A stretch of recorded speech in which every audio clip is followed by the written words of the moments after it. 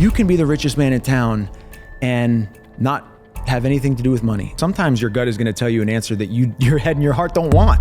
I don't want to live on the sidelines. I want to be in the games. I feel like, for me at least, it's like you get to a new level, but then you're a beginner again at that level. I'm gaining the confidence because I'm realizing I'm not alone. I try to push myself out of my own comfort zone and expand my own comfort zone by sharing things that maybe I've never shared before. What is the difference for you between listening, like your gut intuition telling you to not do something, and fear? This is why we're doing episode number 2 for that question right here. Welcome to the Jen Gottlieb Show. Brett Eaton, welcome to the show. Thank you, Jen. It is good to be back. You're back. First time, second guest ever. I've never had anybody for the actual part 2. A lot of the time we say we're going to do a part 2. We never actually do it. But I was listening to our first episode, and the end of the first episode, I said, when your book comes out, we'll do part 2. And here we are. A woman of her word. I really appreciate you to think that nobody else has been on this the second time. We're going to make this awesome. It's going to be so valuable, so great. Thank you so much for having me. Always. I'm so excited. I'm so grateful. I'm so proud of you. So if you have not listened to the first episode that Brett and I did together, go listen to it. I mean, listen to this one first, and then you can go back in time and listen to that one, and you'll see how all the dots connect. But just to catch you up, Brett has his book that just came out. And I want to start here because those of you that haven't listened to episode 1, Brett is I guess you could call him a motivational speaker, but maybe a momentum speaker, he likes to say, a high performance coach, and he's all about teaching people how to build confidence. And you are in a position right now that I was in not so long ago, where you are launching a book, which is maybe one of the scariest things that a person can do. And take that lightly, you guys, scariest things in the world of business and all this stuff that we do, because you're really putting yourself out there in a big way. So I'm catching you in a moment where you probably need a lot of these confidence tools. I do. How are you feeling right now in your book launch? Take me there. I'm actually really excited. It can be overwhelming. It can be, man, we came so far, and then you think about all the nights of writing late and then the editing. And for anybody who's written a book, first of all, I just have the utmost respect for a kid who probably never got an A in English. It's crazy to think of how much work goes into a book behind the scenes.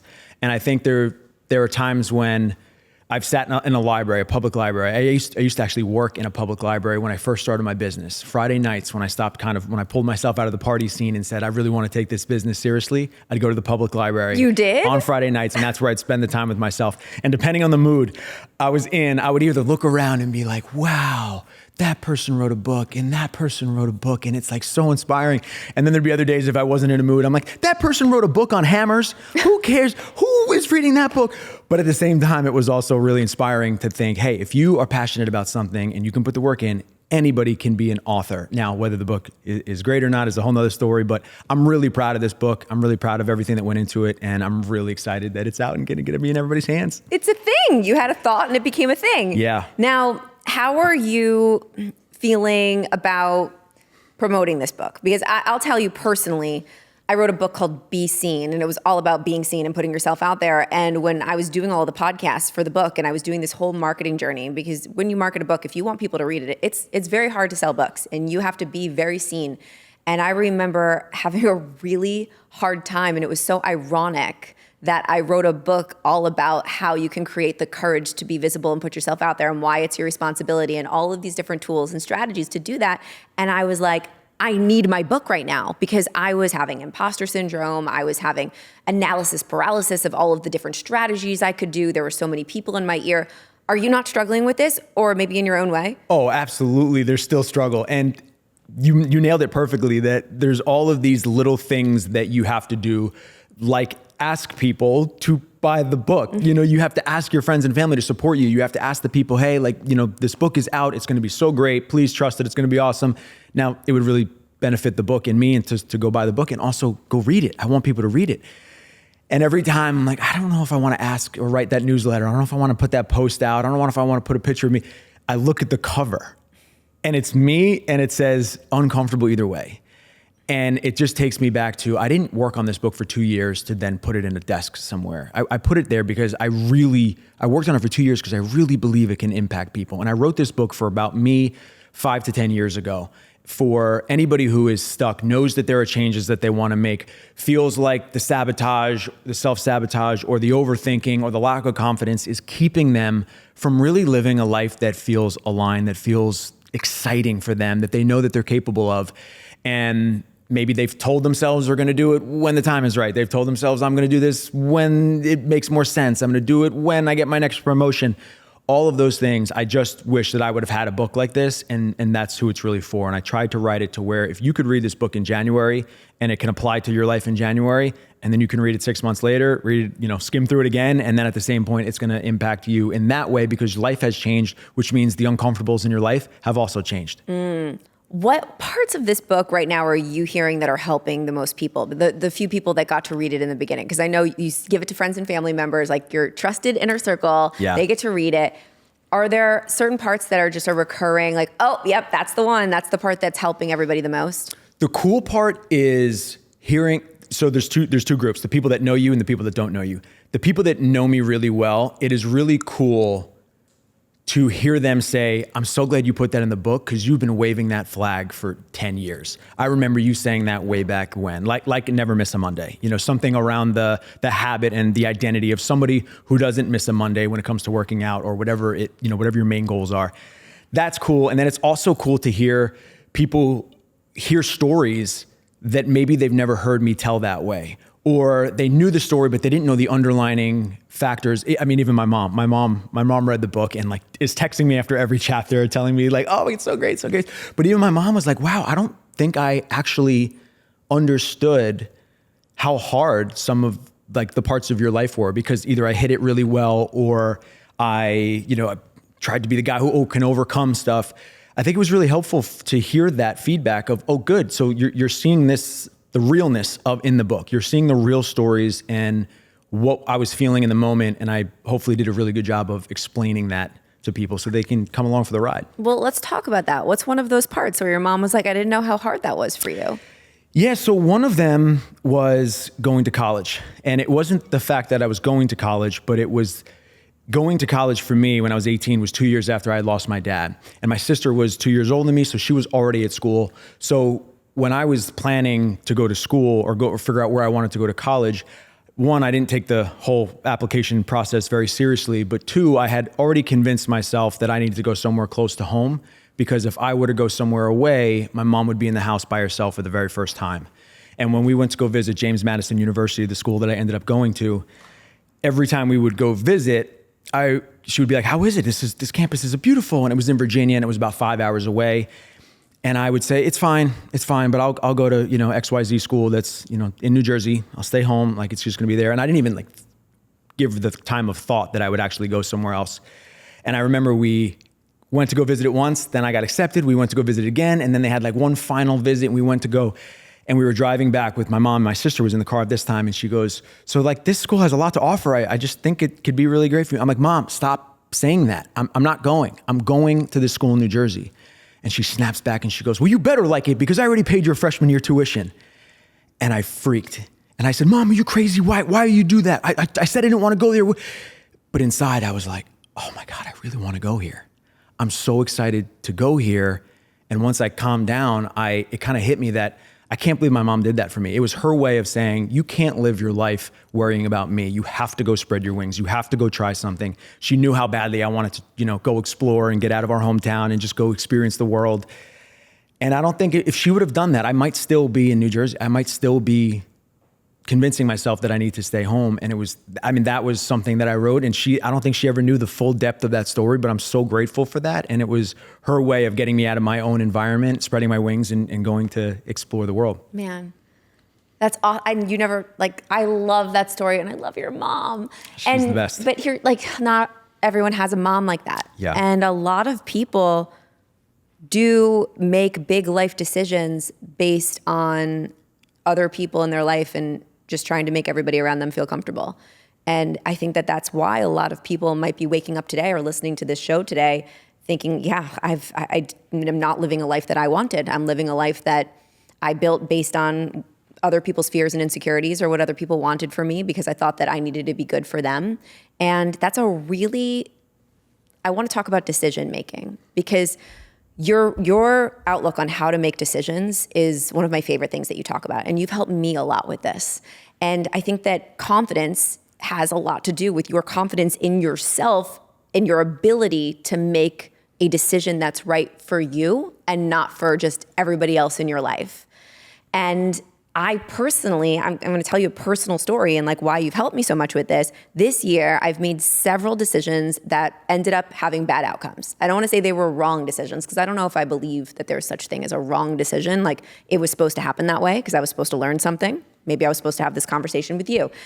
But they were decisions that I look back on and I'm like, Jen, you fucking idiot. Like, no, that was wrong decision or bad or whatever. So I have lost a lot of confidence in myself and my ability to make decisions in that realm. It has to do with like partnering with people and hiring people every single time. And so every time I have an opportunity to do that, I just back down and I'm like, I don't know how to make a decision like this. I freeze up and it just holds me back. So can you take me through your process of being a great decision maker and building more confidence within yourself when it comes to making decisions for you and having that, I'll say confidence again, but courage to make the choice? You framed that perfectly. Thank you for framing it that way, because most people don't have a problem making decisions. They have a confidence problem that shows up in their decision making. And you painted that picture perfectly. I really believe that there's 4 types of decision makers, and we'll go through all 4 because everybody kind of can identify with one of them. The first one is the immediate action takers. Number 1 is the immediate action takers. And these are people that make fast decisions. Most of the time, that is going to benefit them, because I do believe especially when it comes to business, people who make fast decisions can really just out repetition their competition, right? They're going to be moving so much faster, right decision, wrong decision, they'll pivot, they'll make the changes, and they are just constantly moving forward. The only problem where sometimes that becomes a fault is if we end up saying yes to everything as a default, and then all of a sudden we realize our calendar is so full because of all these commitments, and because I said yes so quickly, I didn't take the 10 seconds or the 1 minute to actually think, is this a priority right now? So the immediate action takers. Number 2 is the instant second guessers. And that's the person who makes the decision, then changes their mind, then changes it back again, and they continue to make constant back and forth changes. They don't trust themselves. So where they can continue to gain confidence is not in, I'm going to decide, but it's, can I have the confidence to choose and then move forward with what choice do I have next? Don't think back, right? We already made that choice. And I love that you painted the beautiful picture for everybody of it probably happened for a reason. It taught you a lesson. Maybe we're having this conversation now. Maybe there's something that's going to come from that. I'm with you that my toxic trait is I believe in people so much. I'm like, they're going to turn the corner. They're going to turn the corner. And sometimes like, I just need to fire this person. I just need to let them go and move on. But the immediate second guessers are the people who just flip flop back and forth. And their biggest area of opportunity is trust your decision and look forward to the next decision as opposed to in the rearview mirror.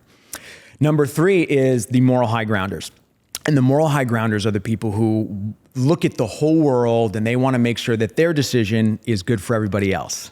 That their decision isn't going to have any consequences for their family, for their friends, for the person, for the stranger, for the person who they're, maybe communicating with, the person on their team.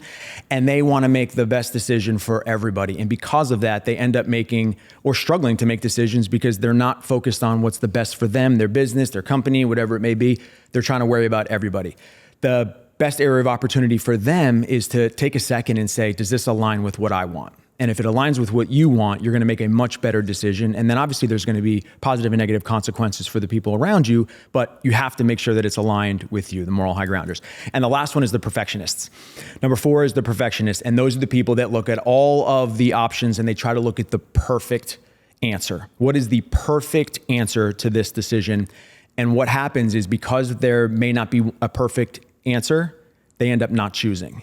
And what happens is a lot of those people leave really good decisions on the table because they're looking for the perfect one. There may not be a perfect one. Sometimes there's just a good one, or sometimes there's multiple good ones.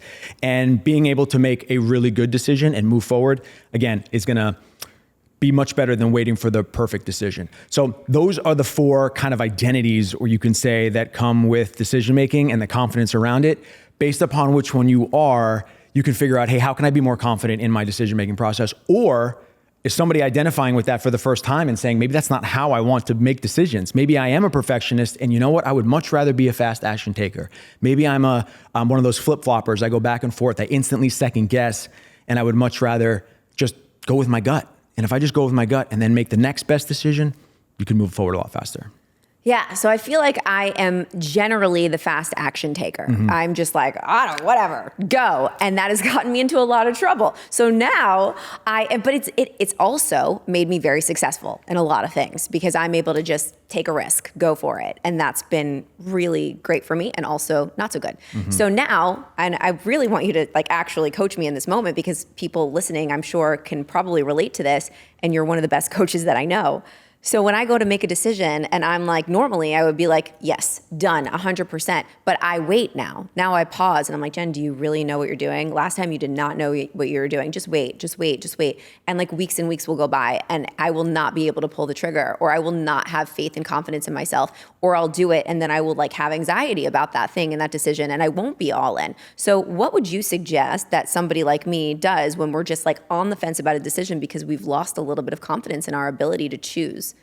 So can I ask a question? Yeah. Do you go through like the worst case scenario, like the devil's advocate of like, well, if I make this decision, it doesn't work out, worst case scenario? Not enough. Okay. I probably should. I think there's a lot of benefit in sometimes just saying, if this doesn't work out, if I hire this, we were talking about hiring somebody. Yeah. If we hire this person and it doesn't work out, okay, I have to take back some of my passwords. I have to take back some of my things. Okay, I have to change this, unshare my Google Drive. Okay, that's probably a couple hours worth of work, not the end of the world, right? Now, if you go through the worst case scenario and all of a sudden you realize it's not as bad as we make it up to be, we always think there's like this lifelong ripple effect. If I make a bad decision here, it's going to impact me for the rest of my life. Probably not. There's very few big decisions that will impact you there. The other thing that I don't think people do is we don't play angel's advocate enough. What is the best possible solution that could happen here? And if you play out the best possible solution and it's something that you really like and it's a great best case scenario, go with it. If you go through the best case scenario and it's actually not that good, that's probably a sign that maybe that's not the right decision. Because if the best case scenario is still not that good, that's probably not something I should be pursuing. And this could be something big like hiring or making a big, moving to a new city, whatever it may be. It could be something also small. Like if I say yes and I end up going to that party, what is the best case scenario? It better be damn good, right? To go if it's 12 o'clock, we both like to go to bed early, like all that kind of stuff. Like that's just one of those things. So big decision, small decision, best case scenario, worst case scenario, but angel's advocate. People always leave that one out. They always play devil's advocate, talk each other out of it, but the angel's advocate, great place to be. I love that. That is so good. You can do devils and angels. Yes. And how much, like, what if it worked out? What if it worked out excellently? What if it worked out excellently? That's so good. Okay, wait. And just to stay on this track for 1 second, because you said something in the last podcast, which I want you guys to listen to, where at the end I said, what would you say, you, Brett, now, if you could talk to Brett in the past, what would you say to him that's going to, be the best advice with everything that you've learned along this journey that you've been on? And you're like, I would tell him to trust his gut. And I love asking people this question because everyone gives me a different answer, and I'm really trying to figure this out. What is the difference for you between listening, like your gut intuition telling you to not do something, and fear? That is an awesome question. This is why we're doing episode number 2 for that question right here. Your gut is whatever you want to call it, your senses. And I believe that your gut is very different than your head and your heart. So your head is going to tell you the thing that's going to be logical. It's going to say, hey, this is the most logical decision. And a lot of times, to go back to what we talked about, decision making, that's the moral high grounder. I'm going to make the logical decision that's best for my mom, that's best for the family, that's best for my community, that's best for all of these people. But a lot of times you end up leaving yourself out. It's not best for you, which is the most important part. The other part of your fear and your gut is I believe that our gut is right so much more than it's wrong. A lot of people think it's like, oh, it's probably right 50. I think most people's gut is right probably 90% or higher. They can't really test that, but at the same time, I do believe that if you look back to all of the big decisions that you've ever had to make, and say just like the last 5 years, even if you didn't make the choice that your gut said, your gut knew you shouldn't have done that. Or your gut knew, I should have just pulled the trigger on that when I had the chance. Your gut really knows the answer. fear will show up in a lot of different ways. And fear is not an intuition. Fear is this thing of you're thinking about a possible scenario that has not happened yet. Your gut is telling you, I believe that this in this moment right now is what we should do. Fear is telling you, but what if? What happens 3 steps down the road? Fear is telling you, hey, this is going to be really uncomfortable, or maybe I haven't had the confidence here because I don't have the experience. So I do think they're very different. And if you play the devil's and angel's advocate, I think you can go back and realize, hey, is this fear talking or is this my gut, my intuition? Because sometimes your gut is going to tell you an answer that your head and your heart don't want. Mm-hmm. It's the exact opposite. Your gut's telling you, hey, we got to go do this. And your heart's like, but I don't want to. And your head is like, that's not logical. Can you tell me of a time when you figured out that it was, maybe you thought it was fear and you were not going to do it, and then you discovered that it was your intuition and you went all in? Or maybe the other way around? Yeah. So when I was working in the fitness industry, I remember celebrating a birthday there, and I was in my little tiny cubicle of an office, and some of the other trainers and some of the other fitness managers, they brought in like a cupcake and a balloon. And there's this photo of me sitting in my desk with like my name tag on. And I remember they took that photo, and I looked so unhappy. I looked like I was faking it so badly. Like, I'm so happy to be here, like another year. Like, I can't believe I'm still here. But I remember my gut being really afraid, and there was a lot of fear around what would happen if I tried to work for myself, because I didn't grow up in a family of a lot of entrepreneurs. I didn't have a lot of really good examples of entrepreneurs. I had seen it on TV, but it was like, if you weren't on YouTube or on the news, I had no idea what entrepreneurship really was. So there was a ton of unknown around working for myself. But my gut was telling me that I had the intangibles. I don't know why, but I just felt like, I kind of feel like I'm that guy that can figure it out. I don't have the answer, but I kind of feel like I could find the answer. So that was one of those things where I didn't know what the right decision was. And I remember thinking, and I played that kind of that devil's advocate to go back to that of, is this what I'm going to be doing when I'm 45 and I'm maybe married? Is this what I'm going to be doing when I'm 50 and I have kids? Is this what I'm going to be doing when I'm 60 or 70? And I couldn't picture that. I just couldn't picture being in the gym at 7 a.m. and being there till 7 p.m. and then trying to get my own workout at the end of the day, and then missing like all of the drop-offs of the kids and the this and that, and being over to also financially support, my family. I couldn't picture that. And that's when all of a sudden the fear, just by playing that scenario out in my head and looking down the road, the fear started to go down and my gut started to like pulse. It's like, hey, we need to go try this, because worst case scenario, I walk into any gym in America and I felt like I could be the best trainer within a month. And that was where that fear started to come down. So the fear will look the same. It will be right in your face and say, hey, this is going to be scary. And then comes back to the uncomfortable either way. And if you can just say, hey, well, fear is going to be scary and doing this thing may be unknown, but it's also going to be unknown knowing that my gut is giving me this inkling that this is the right path. And if I don't trust it, I may look back and be like, man, I can't believe I regret not doing that because my gut knew the right answer. You're listening to The Jen Gottlieb Show. And that really parlays into confidence, because it takes, courage or confidence to say, shut up, fear. Like, get in the passenger seat of the car. I'm driving. I'm going to do this anyway. And that's where you really, that's what the book is about creating confidence and being able to feel uncomfortable and being able to sit in the discomfort. So what would the first step be for our listeners, or like for anybody, even for me, when I'm up against fear, it is terrifying. We've decided, all right, this is fear. This is not my gut intuition. I absolutely have to do this thing, but I'm so terrified and there is resistance pounding at my door every step of the way. I should wait till tomorrow. I should go watch a Netflix show. I should clean out a drawer. I should do every other thing on planet Earth than start this thing because I'm terrified. What's your coaching or your advice to be able to just start before you're ready, or start even though you're afraid and uncomfortable? The great question. I think confidence there's 4 pillars that will help anybody depending on where they are and where they want the confidence. The first one is repetition. Get rep 1 under your belt as fast as physically possible. Even if you're not ready, even if you've never done it before, try to get rep 1. I remember when we were coaching, when I was an assistant coach in a online program to help other coaches start their online programs. And everybody had the biggest fear of being seen. Their fear was, I don't want to show up on camera because my old fellow colleague follows me and my mom's sister's aunt's cousin follows me. And they're like, if I say that I'm starting this business, they're all going to laugh at me. So we would do this thing and I would have everybody be like, hey, what I want you guys to do is I want you to grab your phone. We're all going to do a practice rep, right? We're just going to practice talking into our phone, talking about your coaching program, sell yourself. And everybody would mute themselves and they'd all do it and they'd all do it. And they'd come back on mute and I'd be like, all right, great. Now post it. And everybody's face would go white. And they'd be like, no, Brett, you said it was a practice rep. Hold on, we can't just do that. And then they would post it and they'd all hate me for like about 24 hours. We'd come back the next day and I'd say, did anybody die? No. Did anybody get a bunch of hate for their program? And they're like, no, actually, I kind of got a couple of messages cheering people cheering me on and saying congratulations.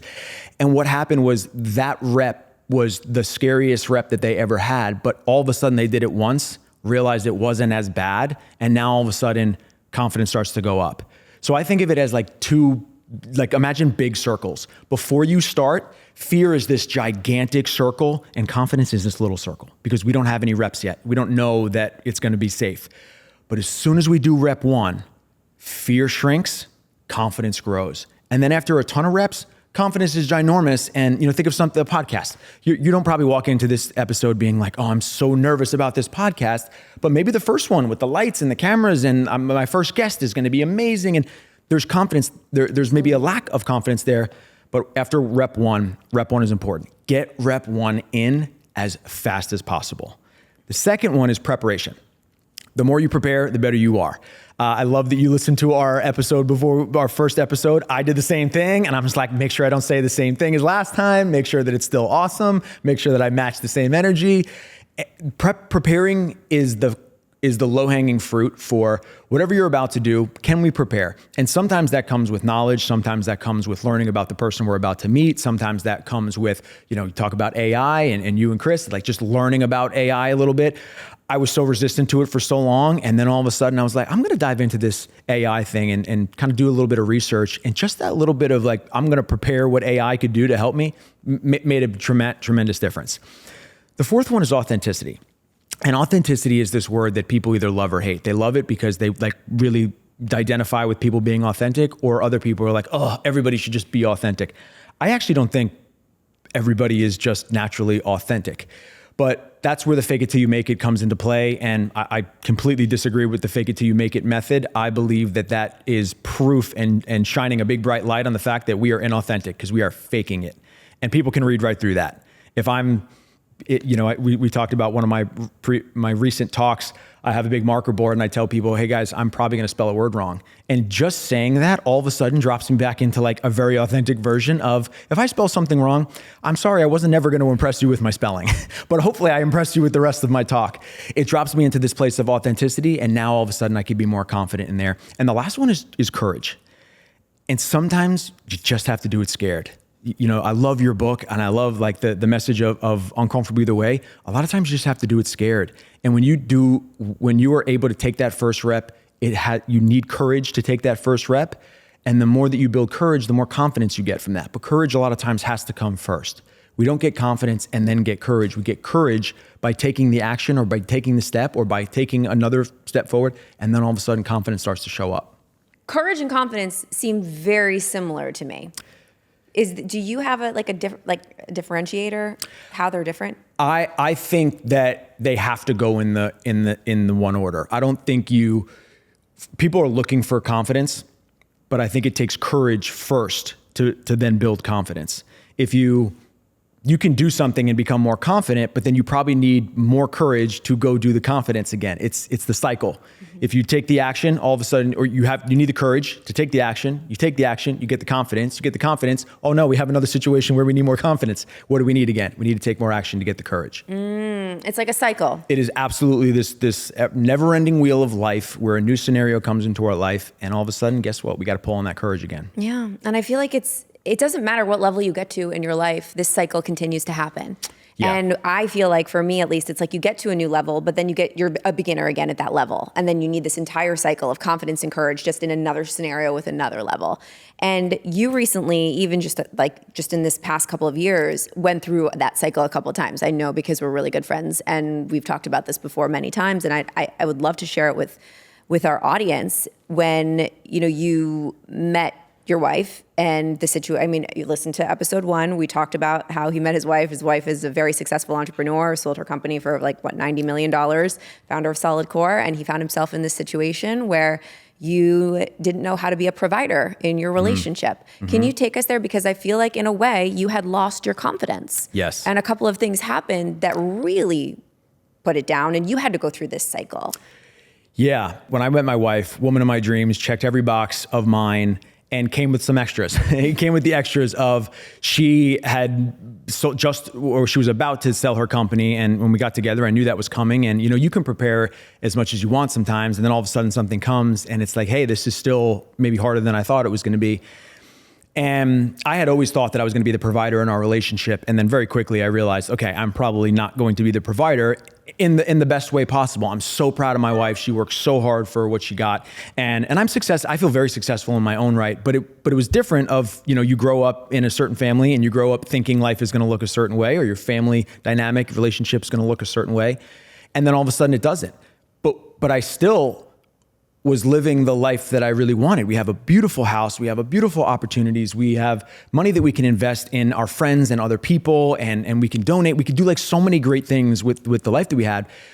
But as much as I said I was okay not providing, I had to realize I need to learn how I can provide, because guess what? Even though she doesn't need it, it's still a need that I have. As a man, I still wanted to feel like I was providing. And at the end of last year, I started to struggle with this a little bit, and I started to put all of the eggs in my work basket. And Brett's worth was now solely tied to how many speaking events am I going to get? How quickly is the book coming along? And why do I keep editing this book and it's still not done? And how much money am I making? And what value am I providing when I walk into a room and a lot of successful people, and we're meeting all these new friends, and well, Brett better be successful because everybody else in the room is successful. So now I'm feeling this pressure to be further along than maybe I am. And I struggled with that, and it started to eat away at my confidence a little bit, and it started to kind of change the way I was making decisions. And I was starting to lose myself a little bit. So then I started to put the eggs in, well, I'm going to protect, right? If I can't provide, well, then all of a sudden I can protect. So my job every night, lock down the house. All the doors, I make sure the alarm's set, I check outside, I do all the things, and I check to make sure that the house is safe, because that's my job. As the man, that's what I want to do. And I remember it was on Thanksgiving. It was one of the 2 days before Thanksgiving, and we were coming home from a volleyball tournament that my wife won. It was amazing. And my wife's biggest gift that she gave herself when she sold her company was a baby blue Bentley. If you know my wife, and you do, she loves investments. She loves things that have great ROIs. The Bentley was just a prize for her. It was just a gift of 10 years of hard work of selling her company. And it was, not an investment. It was just a thing that she wanted. And we come home from the tournament where Sandy, we get out of the car, and the nephews, her nieces and nephews were there for Thanksgiving. So they come running out. We're ordering pizza, and our dog comes running out. And all of a sudden we get out and we just walk right inside. And anyway, the night ends, and I go out to the garage, and the car's not there. The Bentley that I drove home, pulled into the driveway, is not there. And I freak out. I run upstairs and I say, babe, please tell me you had somebody pick it up, or one of the kids drove it and left it in the where is it? And she goes, what are you talking about? And I say, oh my God. And I go to the cameras, and I see us pull in. I see us walk into the house. I left the garage door open, and I left the keys in the cup holder. And somebody jumps over the gate 2 minutes after we got there and backed it out and drove it away. And I couldn't believe this. I thought we lived in the safest neighborhood of all time. I didn't think that was even possible. And it wasn't just that the car was stolen, Jen, it's that it was stolen in front of her entire family. And it broke me.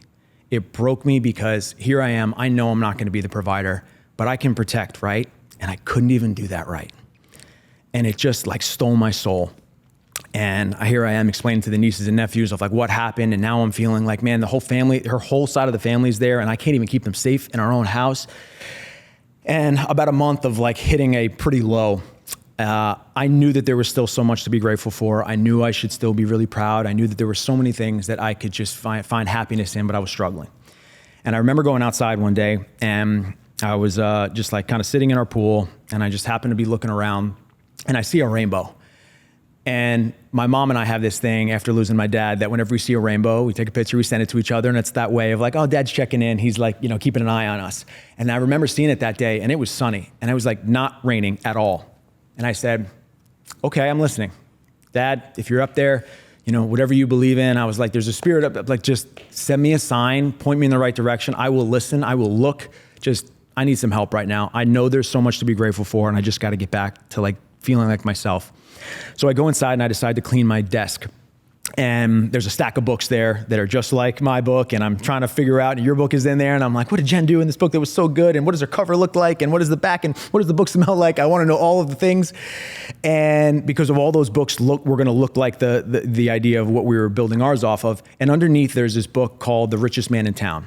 And Jen, it's like a 5x5 little book, super thin, 78 pages. My book looks nothing like that. I don't know where that book came from.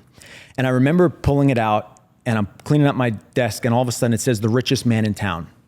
And I think to myself, and I say, where did this come from? And why do I feel like I need to read this book? The Richest Man in Town. I'm saying it to myself. I don't know where this came from. I don't think I bought it, and I don't know why it's in this stack of books. But I stop what I'm doing and I read the book, 78 pages, super easy read. Probably the first cover to cover book I've ever read in my entire life. And it's all about this guy, Marty. And Marty works at Walmart. And Marty is an 80-year-old cashier. And the author of the book, it starts by him standing in his line, and Marty takes his time.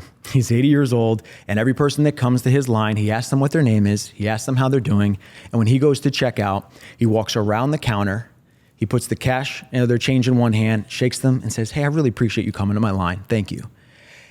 And then they go on their day.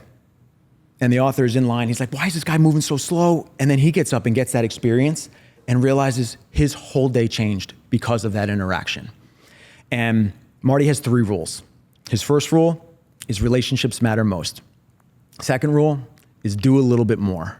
And his third rule is only you can make you happy. And it was such a good reminder for me. And I'm reading this book and I'm like, man, that's what it could be so simple. It is about the relationships. And I have great relationships in my life, and I probably haven't been appreciating them. Do a little bit more. I'm so caught up in like, what is everybody else doing? And I'm so caught up in like, I need to be this thing. No, I've always done a little bit more. Just keep doing a little bit more, Brett. It's going to work out. And the last thing is only I can make myself happy.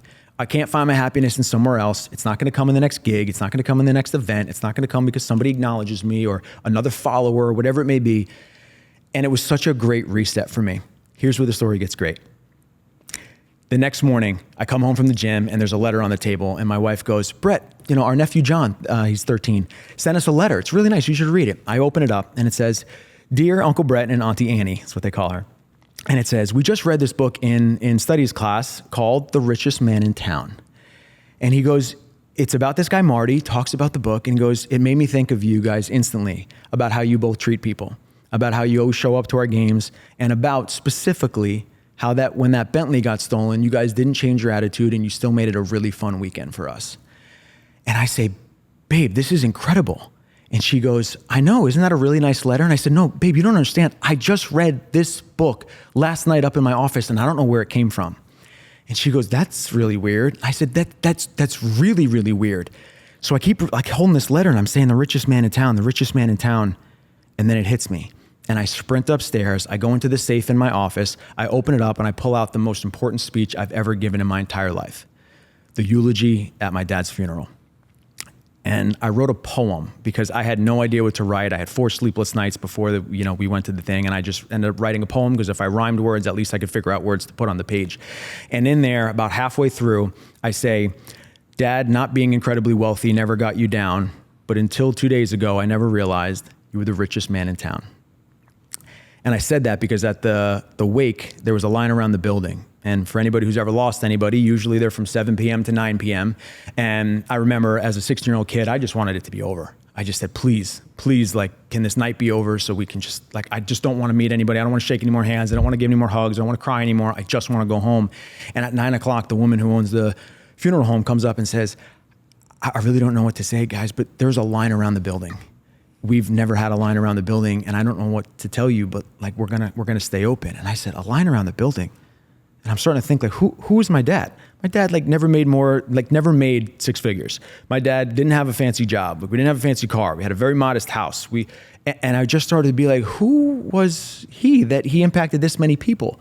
And it wasn't just him. It was my mom, and it was my dad. It was me. It was my sister. And it was like our family had, we just I think they instilled so many great things. And it was at that moment that I realized you can be the richest man in town and not have anything to do with money and not have anything to do, and all the stories that everybody got to tell me. And if you've ever lost somebody, and I know, you've lost some family members recently, the only good thing about losing somebody is that you get to hear everybody else's best story about them. And I remember like that night was when I was like, wow, that's really what it's all about. So here I am, the richest man in town book, my nephew calling me out, and then all of a sudden saying, realizing that like all this came back to this eulogy that I read at my dad's funeral. And it changed. And I don't want to act like, oh, it changed overnight. It was immediate. But I was like, that was a sign, Dad. I am watching. I am hearing what you're saying. Let's get back to putting my worth into how I show up every day, not just at work. How do I show up in my relationships? Can I find my purpose in an everyday thing? And it's funny, like now there's all these screens and stuff where you check out and you could do it without talking to somebody. I'm like, I'm going to the store. I'm like, hey, sir, how are you? And they're like, can I help you? I'm like, I just want to check out with you instead of the thing. And it's like those little interactions got me back to being me. And I just feel so much better and I feel more aligned. And it was a moment I had to learn. But man, I'll tell you, look for a sign. It may show up for you. I'm obsessed with that story in so many ways. And thank you for sharing about like being vulnerable enough to share with us how you were feeling at that time, when that Bentley got stolen, because that's something that a lot of men would not sit here and say that they were struggling with that, with the fact that got stolen in front of the family and they felt like, oh my gosh, who am I to, I'm not keeping my family safe. And just you being so authentic and honest and truthful that I just want everyone that's listening to really just check in with where you're at listening to this episode, because I know many of you are people that do podcasts and speak and share and are building brands, and feel how connected you feel to Brett right now, because this is authenticity. Like you said that the fourth pillar is authenticity, and there's a lot of bullshit content on the internet about authenticity. And it's so thrown around that like, ugh, what is even authenticity? But we are sitting here in a moment of true authenticity, because you are just sharing something that I'm sure is, not something that's unbelievably like easy to share. Maybe at this point it is, because you're sitting hopefully with me, you feel more comfortable, but this is you. And I feel so connected to you because you were honest and truthful and open with me. And that also we're doing this as like meta, this is in the moment.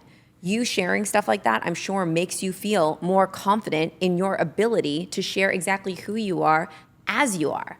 So you guys, if you're sitting around scared to make the video, scared to do the podcast and share the story that's really truthful, scared to pull up the camera even though you don't have any makeup on, or your hair is like not looking so good, or maybe you were just crying because something happened, remember this moment where you heard someone share something that's not pretty, that's not fancy, that probably hasn't shared a lot publicly to a lot of people, and how deeply connected you felt to him. I mean, at least I do. I don't know, you might not, but I do. And thank you for showing us in action what that fourth pillar really is with that story. That was beautiful. Thank you, Jen. I appreciate that.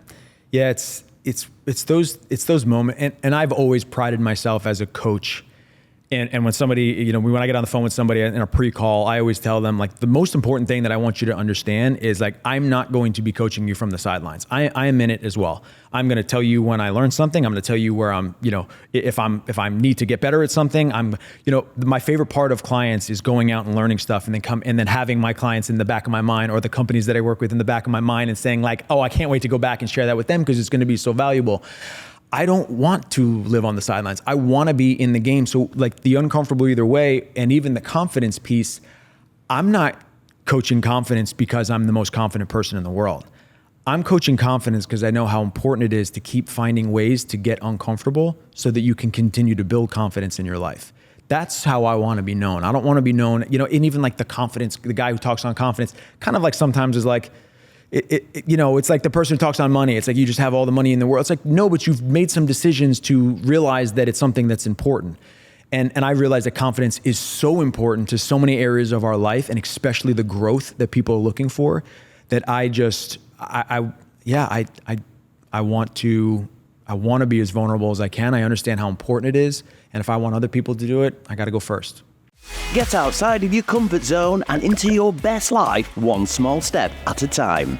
So, what are some uncomfortable things that you're doing right now? Like really, and after you share that, What are some things that people can intentionally do to make themselves uncomfortable, to start practicing being able to sit in the discomfort? Like real tangible examples. So you first, and then tell us what we can do. So me first, launching a book to the world and realizing that not everybody's going to like it. I don't know if you did any book reviews before your podcast, but it's an interesting feeling to send it to somebody, third party, doesn't know who Brett Eaton is, doesn't care about Brett Eaton's feelings, and they're just going to review the book. And like every time, it almost feels like you're getting your college acceptance letter, and I open one back and I'm like, oh, they liked it. They liked it. This is amazing. So the uncomfortable of getting out there and doing all of those is going to be very interesting. I love podcasts, but being on a podcast, making sure that it's every podcast I go into, similar to you, every time you step on stage, it's the most important moment of my life until that point. It's like, I want to make sure that this is a really good episode. If somebody is going to take 45 minutes and listen to me, I better have something where they got off of that and said, that was great use of my time. I think we can be in the small and it can be in the big. So we've been traveling a lot, and I have gotten away from my cold plunge thing, and cold plunge is going to make people either love me or hate me, but it's okay. It's just something that I do because I also hate it. I love a sauna. I do not like the cold plunge. And I get out, and every day my wife was like, how was it? And I was like, hated it again. But I do it because I just understand there's going to be a cold plunge moment in my life every day. There's going to be something that you go into and you're like, I don't really want to do that, but can I do it anyway? I'm also training for my burpee challenge that I do every September, where I get to do 911 burpees, and I do it on 9/11, and I just do it. I grew up in New Jersey. We could see the smoke coming over from 9/11, and it's just, it was a very crazy time, but it's just my way of honoring the day and taking me back to a place of discomfort. But it also. Do you do them in a row? I do them in one setting. I don't do them in a row. I mean, there's breaks, but it takes me about 2-3 hours, and I try to bang it out in a short amount of time. And what's really funny is I used to do that many, and by the way, it's a great challenge. If you don't want to do burpees, you never want to do another burpee in your life, great. I also have people pick a machine and try to burn 911 calories. I have people try to do 911 steps. Like, there's a lot of different ways that you can do that cool challenge if you wanted something on your calendar. But realizing that it is, it's time to start. I have been training up until that point and getting ready to do that.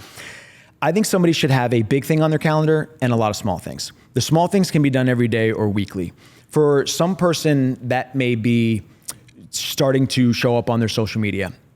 I have a client, and he's in a corporate role, and he's incredible, but he has so much knowledge that he doesn't get the opportunity to share because he feels like, well, I'm a corporate guy. No, you're also a human being. And you also he's a fit guy. He's a phenomenal dad and husband. And I mean, it's one of those calls where I get on and I'm like, I could probably also be paying you because that's how valuable they are. And I learned so much from him. And I challenge him and say, hey, you also have a platform as a human, as an individual, not just attached to a company, to start showing up a little bit more. So when he starts to post, whether it's on X or on Instagram, whatever it may be, I love it because it's always really valuable, and he's always shocked how many people benefit from it. So that's one of those small things that you can start to do every week. It's like, I'm going to do one, post something on the week. But I love a physical challenge. We both come from the health background. I think having one thing on your calendar a year that you have to train for, that you have to put some time and energy, effort into, that you have to dedicate time on your schedule to, that you have to take seriously, that is no longer optional, but is more something that you're going to dedicate and prioritize. I just think that is such a great way to raise your heart ceiling. And raise your heart ceiling is a phrase that I use in the book when you start to feel like life is getting hard. And if life ever starts to get hard, where like making the right decision with food is getting hard, and showing up in my business is getting hard, and the drive to work is getting hard, and dealing with the kids is getting hard, whatever it may be in your life, that hard physical challenge that you pick out every year, it raises the heart ceiling. And when I am done with this 911 burpees, no matter how long it takes me, it may take me longer this year, nothing is going to feel that hard for a while after that. Getting on the ground, having to stand back up 911 times, all of a sudden, the heart ceiling is way high. And guess what? Making the right decision with food is not that bad anymore. Showing up on social media is not that hard anymore. Going to the next book event, selling the book or posting, not that hard anymore compared to burpees. So I love that raise the heart ceiling for somebody, where that ceiling has started to get low and started to make life feel harder than it should be. That's golden. That is so good, you guys. how can you just do something to raise your hard ceiling, just expand your capacity to be uncomfortable? So good. You're doing something right now that's kind of under your control, kind of not. That's maybe raising your hard ceiling in a different way. You're about to be a dad. I am. Let's talk about it. How are you feeling? Baby might be born on my birthday, just saying. I know, December 28th. That's our current due date. We'll see what happens. And Anne is doing so well. She's feeling so great. She's playing volleyball all the time still. Like she's such a fit mama, and she's so great, and she's feeling excellent. So that's number one. This process, and I asked her before I came on here, and I said, hey, if we happen to dive into that, are you okay with me talking about this? And she said, if it can help somebody, absolutely. And I will say that this journey to getting pregnant has not been an easy road for us. And I know that there are, funny enough, the more that I just put something out the other day, sharing the feelings that I've been having that I didn't expect, and thinking that, okay, nobody's gonna like that. That's gonna be relatable to nobody. And in fact, we went through IVF, and we had a couple of attempts that didn't, weren't successful. And now we are pregnant. And from my side of it, I'm not feeling the belly. I don't feel any kicks. I don't feel any of that. But the process of getting our hopes up and then being let down has really made me kind of even keel.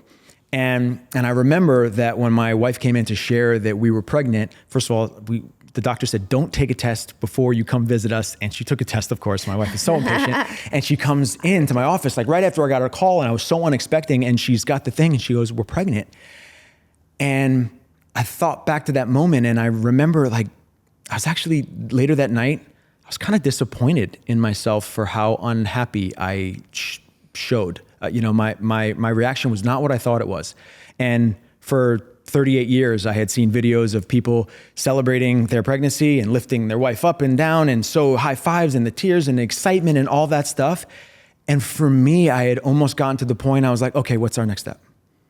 And it took a little bit of the joy out of it. And I was sharing that with her of this process has been weirdly not as exciting as I thought. Let me rephrase. I'm so excited to be a father. It's going to be the best thing in my life, and it's something I've always dreamed about. But something about the IVF process has made it so that I can't celebrate until I get to the finish line. And there's a little bit of, I don't like living my life being like, oh, well, the other shoe's going to drop. I don't like living my life saying like, well, what if?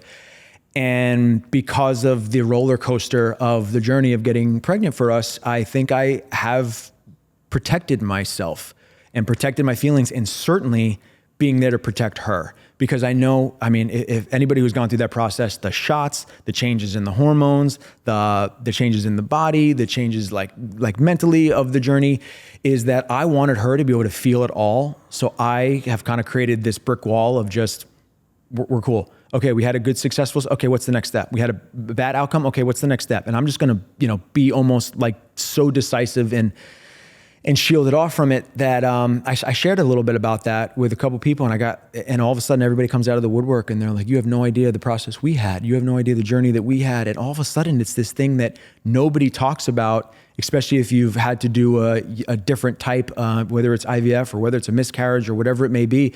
There's people everywhere who have gone through this, and I almost want to be like, where's the club? Like, because nobody knows, and I know that it's very different for the woman than it is for the man, and I know that there are some similarities, and actually a lot of women have reached out and be like, first of all, this is so helpful because I had no idea that my husband was maybe feeling this way because he was kind of the same, but it's also validated a lot of my feelings of like this, I don't think this is how I want to feel, but it is how I feel.